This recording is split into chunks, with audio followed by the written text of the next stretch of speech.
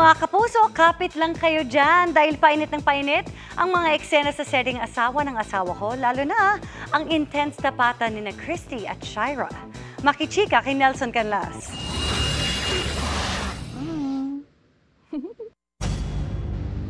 Sige na!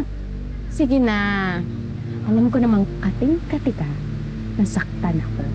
Pero hindi mo magawa kasi diba, ayaw mo magmukhang masama.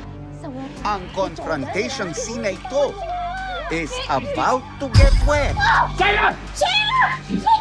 Shira! Paano mo nagawa to? Pananagutan ko nga yan eh. Pero yung sarili kong anak, sasaktan mo? Jordan, hindi ko yun ginawa. Hindi ko sinadya. Bakit hindi mo muna ako pakinggan? Tama na, Christy. Umuwi ka na lang.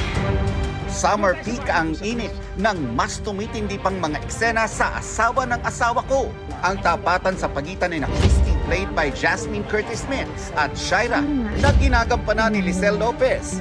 Siguradong panggigigilan ng mga manunood. Saan kaya hahantong ang mga desisyon ng napupuno ng si Jordan, played by Rayber Cruz? Nag-iisip-isip na rin ako eh. Maybe we need a break. Mas kailangan. At para mas maging komplikado pa ang sitwasyon, gusto ka na, Christy. Kung hindi ka paglalaban ni Jordan,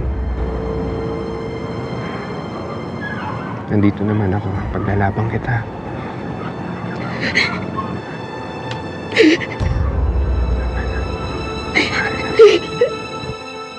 kapanapanabik, one plot twist after another sa buhay ng mga bida sa Asawa ng Asawa Ko.